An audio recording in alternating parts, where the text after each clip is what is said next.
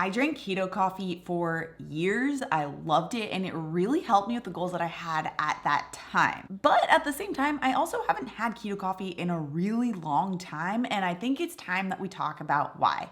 Let's dive into it. My name's Autumn. I'm a certified clinical nutritionist with my master's in nutrition human performance, and today's video is sponsored by Element. More on them in a bit. Okay, but first let's talk about why I even had it in the first place, because you might be thinking like butter and coconut oil in coffee. That doesn't sound very healthy.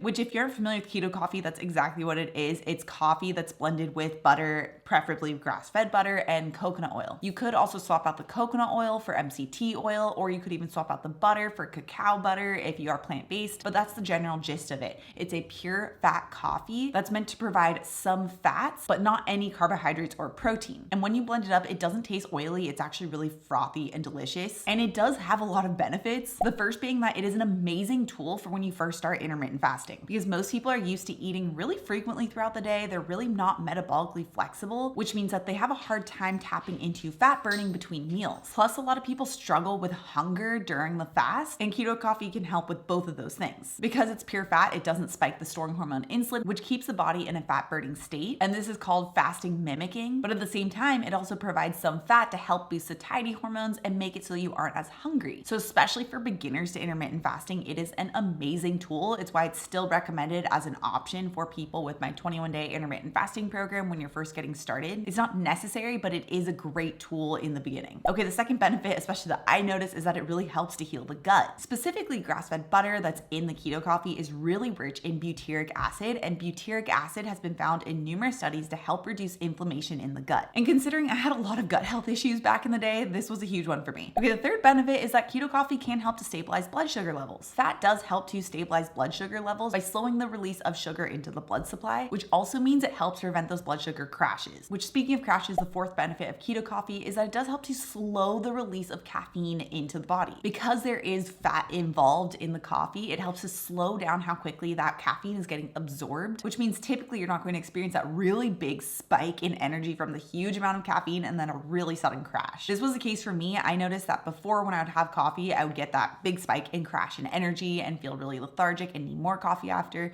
With keto coffee, it was a much more stable energy source and I didn't experience that crash. And then the fifth benefit, obviously, is that it did reduce hunger. This is because the fat in keto coffee does help to raise the satiety hormone cholecystokinin, or CCK. And because before intermittent fasting, I used to always be hungry, this elevation of the satiety hormone really helped me to balance out my hunger levels and not feel hungry all the time. Which, with all these benefits, you're probably like, well, why did you stop? And there are three really big reasons why I did. But before we get into that, I want to give a huge thank you to today's sponsor, Element. Element is an amazing electrolyte company that was created with intermittent fasting, low carb eating, and athletes in mind, because it actually has the sodium, magnesium, and potassium to help replace lost electrolytes that are often lost during intermittent fasting as well. This is actually why I started using electrolytes and Element a lot more often when I started intermittent fasting. Not only does Element provide the necessary electrolytes, but it also tastes great and has zero sugar. I use 1 to 2 packets of Element per day, really depending on my activity level or how I'm feeling. And I love how hydrated and alert I feel when I'm actually properly hydrated with Element. My all-time favorite flavor is their grapefruit salt flavor. It is so good. It's perfect for warm summer days or even warm fall days that tend to happen. But Element also comes in other delicious flavors as well, like raspberry, orange, citrus, and even chocolate, which does make a good hot chocolate alternative. And right now, Element is offering my viewers a free sample pack with any order. That's 8 single-serve packets free with any Element order. It's a really great way to test out all 8 flavors, so you can get yours at drinkelement.com/autumn. It is only available through my link, so make sure to check out drinklmnt.com/autumn. The link is also in the description down below. Okay, the first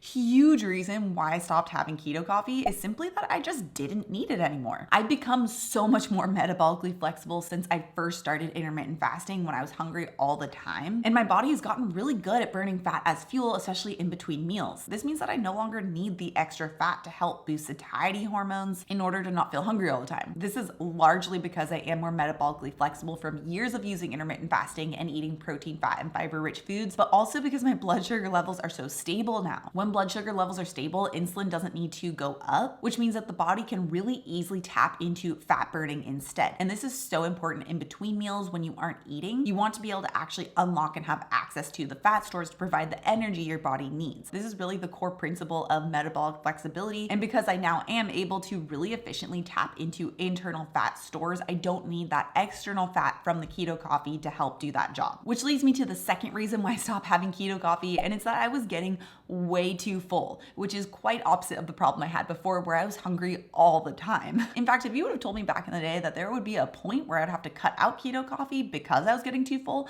I probably would not have believed you because I was so hungry all the time. But since that beginning period of my journey, I have incorporated protein, fat, and fiber-rich meals, and because I have gotten so much more metabolically flexible, I am so satisfied and so satiated from my meals that I am not as hungry. In fact, it takes me about 4 to 5 hours to really get hungry again for my next meal. And I can easily go from dinner until my next meal at breakfast without feeling like I need to eat a little something. And when I was feeling this sense of satiety and still having keto coffee, it was actually making me too full where I wouldn't want to eat as much of my breakfast or first meal. And therefore I started to accidentally undereat on protein, which is so important for maintaining muscle mass and making sure that my metabolism is healthy too. The keto coffee is starting to compete with my truly satiating meals as well, which I really needed to focus on those satiating meals for my body recomposition goals. So as I started to get even more full, I started to cut back on the fat that was in my coffee. But this is why using keto coffee in the beginning is such a great tool for beginners, because it does help to act as that crutch while also providing some nutrient benefit as the body relearns to burn fat as fuel and become metabolically flexible. Which interestingly, this all led to the third reason why I stopped drinking keto coffee, and it's because I just didn't really like it anymore. It's really strange because I was obsessed with keto coffee for years. I would be getting ready for bed and be excited for the next morning for when I could have my keto coffee again. But it's been kind of a slow transition over the last 2 years or so for less and less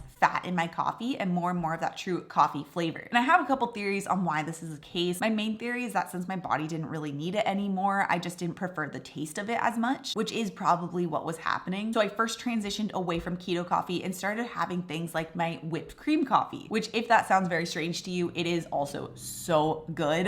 That was like a viral video of mine as well because people are obsessed with it, and it's also 0 sugar. I'll have it linked up here if you want to check that out. That coffee still used the basic premise of keto coffee, which was heavy cream, which is what butter is made out of. And I would whip heavy cream into like a fluffy cream with some vanilla extract and mix that into my coffee, and it was so good. But it was a little bit lower in fat, so I was starting to transition away from that really high fat coffee to a slightly lower fat coffee because again, my body didn't need as much fat because I was getting too full. And then after a while, I was just having a splash of heavy cream, maybe some nut pods because I like the flavor of it. And now I just have half and half, which is going to be the lowest fat option. And it's not because I'm trying to avoid fat. If you look at my meals, they're still very rich in protein, fat, and fiber, but I just didn't need as much in my coffee in order to see those benefits. In fact, I've even cut back on my caffeine intake in general, switching to more of a half calf because it better serves my goals now. And keto coffee used to serve my goals very well, but now where I'm at in my wellness journey, it just doesn't. So I switched it up, which is a really important thing to always consider with any type of wellness journey, is that just because something worked for you in the past, it doesn't mean that it'll always work for you in the future. We have different tools that we use for different purposes throughout our wellness journey, and true nutrition or even fitness wisdom is knowing when those tools serve you and when they no longer do and when you need to use something else. It's always important to continue to adapt to whatever our body needs at that point and not be afraid to make those changes as we go on. Which if you want to see what I'm doing now for my body recomposition goals, you can check out this video next. Also, if you're new to my channel and you love this science-backed information, make sure you subscribe right here.